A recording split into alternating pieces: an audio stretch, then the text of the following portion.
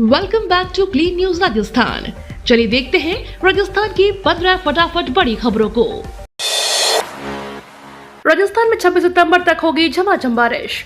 राजस्थान में एक बार फिर से मानसून सक्रिय हो चुका है, जिसके चलते लोगों को भारी उमस और गर्मी से राहत मिली है। जयपुर, दौसा, अलवर, भरतपुर, करौली, सवाई माधोपुर, कोटा, बारां, झुंझुनू, चूरू और सीकर जिलों में बारिश का येलो अलर्ट जारी हुआ है। वहीं बारिश के चलते राजस्थान में प्रमुख बांधों में रिकॉर्ड 84% पानी की मात्रा दर्ज हुई है, जिसके चलते आगामी साल में पेयजल समस्या से छुटकारा मिल सकता है। कोविड से अनाथ बच्चों को मिलेगी सरकारी नौकरी। मुख्यमंत्री अशोक गहलोत की अध्यक्षता में बुधवार को हुई कैबिनेट की बैठक में 63 प्रस्तावों पर मुहर लगी। इसमें प्रदेश में शैक्षणिक, सामाजिक और आर्थिक विकास के लिए 200 से अधिक सामाजिक संस्थाओं को भूमि आवंटन करने का बड़ा फैसला लिया गया है। साथ ही कोरोना के कारण अनाथ हुए बच्चों की सरकारी नौकरियों के लिए नियमों में संशोधन किया गया है। मंत्रिमंडल ने सरकारी कर्मचारियों की पदोन्नति के अवसर बढ़ाने और वेतन विसंगतियों को दूर करने के प्रस्तावों का अनुमोदन किया है। अशोक गहलोत की बड़ी सौगात। मुख्यमंत्री अशोक गहलोत ने कहा कि पूर्वी राजस्थान नहर परियोजना पूर्वी राजस्थान के लिए बेहद महत्वपूर्ण है। इससे 13 जिलों के निवासियों की सिंचाई और पेयजल की समस्या का स्थायी समाधान हो सकेगा। उन्होंने कहा कि राज्य सरकार लगातार केंद्र सरकार से मांग कर रही थी कि ERCP को राष्ट्रीय परियोजना का दर्जा दिया जाए। ऐसा नहीं होने पर राज्य सरकार स्वयं के खर्च पर इस परियोजना को पूरा करेगी। राज्य सरकार ने ERCP के लिए 14,000 करोड़ रुपए स्वीकृत कर कार्य जारी किया है। बीजेपी की परिवर्तन यात्रा से वसुंधरा राजे ने बनाई दूरी। मुख्यमंत्री धामी ने दिया जवाब। उत्तराखंड के मुख्यमंत्री पुष्कर सिंह धामी कोटा यात्रा पर हैं। वह परिवर्तन संकल्प यात्रा में शामिल हुए हैं। इसके साथ उन्होंने कल मीडिया में पत्रकार वार्ता में बातचीत भी। उन्होंने साफ तौर पर कांग्रेस पर हमला बोला है। उन्होंने कहा कि प्रधानमंत्री नरेंद्र मोदी और भाजपा का विरोध करते करते कांग्रेस और पक्षी दल भारत का ही विरोध करने लगे हैं। तो वहीं दूसरी तरफ उन्होंने वसुंधरा राजे की परिवर्तन संकल्प यात्रा से नदारत के सवाल पर कहा कि उनका फोन मेरे पास आया था, वह किसी कार्य से बाहर है, इसीलिए उन्होंने सभी कार्यकर्ताओं और संगठन को एक्टिव नहीं किया था, इसलिए लोग आए थे और मुझसे मुलाकात भी की थी। सतीश पूनिया बोले, वसुंधरा राजे ने यात्रा निकाली थी तो उस वक्त उनका ग्लैमर था। परिवर्तन यात्रा में शामिल होने के लिए सतीश पूनिया अलवर पहुंचे। इस दौरान उन्होंने परिवर्तन यात्रा में भीड़ कम के कारण बताते हुए कहा कि जब वसुंधरा राजे ने यात्रा निकाली थी उस समय उनका ग्लैमर था, वो पार्टी की अध्यक्ष थी। लीडर के नेतृत्व में जब यात्रा निकलती जाती है तो उसका आकर्षण अलग ही होता है। सतीश पूनिया ने कहा कि कांग्रेस की गलत नीति का फायदा भाजपा को मिलेगा। राहुल गांधी अलवर पहुंचे थे तो उन्होंने मालाखेड़ा की सभा के दौरान भीड़ से एक युवक का नाम पुकारा और उसकी नौकरी देने की बात कही। सीएम गहलोत ने किया मेट्रो का सफर। जयपुर को 1450 करोड़ के विकास कार्यों की सौगात। राजधानी के विकास के लिए कल बड़ा दिन था। शहर को 1450 करोड़ के विकास कार्यों की सौगात मिल रही है। इसमें करीब 980 करोड़ की लागत से बड़ी चौपड़ से ट्रांसपोर्ट नगर तक मेट्रो को जोड़ने का काम का शिलान्यास हुआ। वहीं JDA के 175 करोड़ में बनकर तैयार हुए लक्ष्मी मंदिर अंडरपास और सौंदर्यन कार्यों के साथ रामनिवास बाग पार्किंग फेज 2 जनता को समर्पित हुई। इसके अलावा 250 करोड़ के विकास कार्यों की आज आधारशिला भी रखी गई। सीएम अशोक गहलोत ने आज मेट्रो का सफर भी किया। मेट्रो में बैठ बड़ी चौपड़ पहुंचे। यहाँ मेट्रो ट्रेन फेज 1C के काम का शिलान्यास किया गया है। सरस डेयरी की नई पहल, अब एक ऑर्डर पर लोगों को घर बैठे मिलेगा दूध। आज के समय में घर बैठे बैठे हम कुछ भी सामान ऑनलाइन ऑर्डर कर देते हैं, कुछ ही मिनटों में वह सामान हमारे पास होता है। वैसे ही सुविधा अब लोगों को राजस्थान की सबसे बड़ी डेयरी सरस डेयरी देने वाली है। शहर में दूध की डिलीवरी के लिए सरस डेयरी के द्वारा हर बूथ पर सरस मित्र बनाए जाएंगे, जो ऑर्डर के अनुसार घर पर जाकर दूध सप्लाई करेंगे। शहर में 400 सरस मित्र बनाए जाएंगे। फिर दूध की डिमांड के हिसाब से सरस मित्रों की संख्या में बढ़ोतरी की जाएगी। जयपुर से उदयपुर के बीच दौड़ेगी वंदे भारत ट्रेन। 6 घंटे में तय होगा सफर। भारतीय रेलवे लगातार अपने देश के नागरिकों के लिए अत्याधुनिक ट्रेनों का संचालन कर रहा है, जिसमें सबसे ज्यादा चर्चा आजकल वंदे भारत ट्रेनों की है।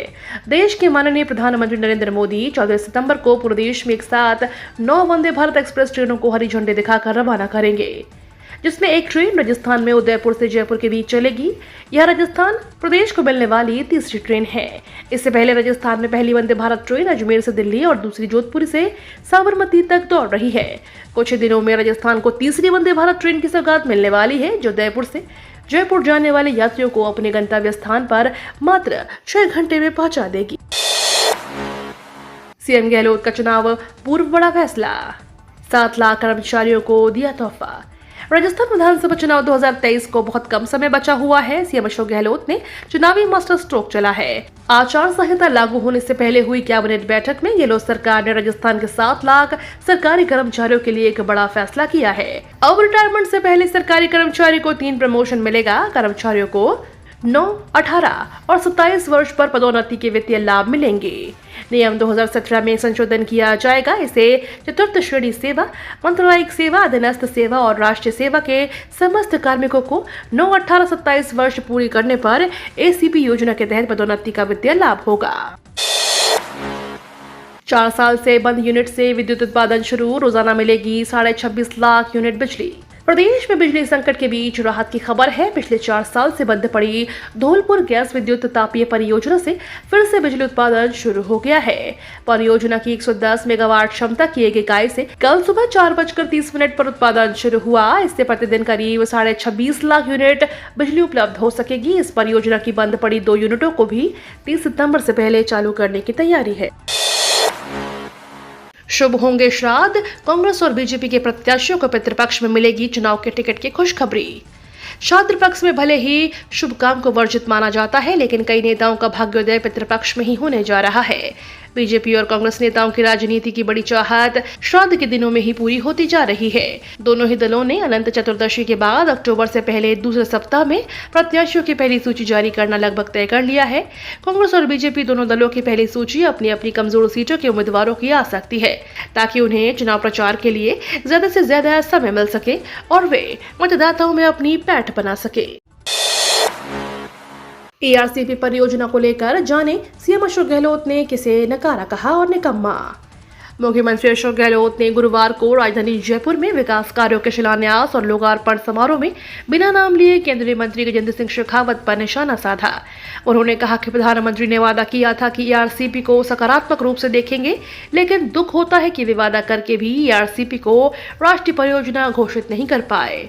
उन्होंने कहा कि राजस्थान ने 25 सांसद जिता कर दिए, क्या एक परियोजना को भी सरकारी परियोजना घोषित नहीं कर सकते।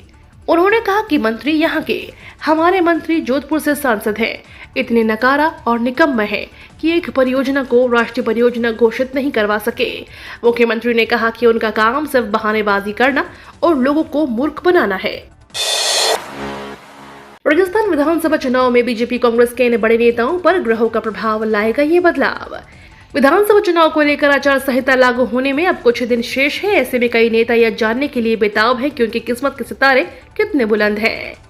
आजकल ज्योतिषियों, न्यूमरोलॉजिस्ट और टैरो कार्ड रीडर की शरण में हैं। चुनावी साल में भविष्य को लेकर चिंतित नेता अपने सितारों को साधने के लिए हर संभव उपाय भी कर रहे हैं।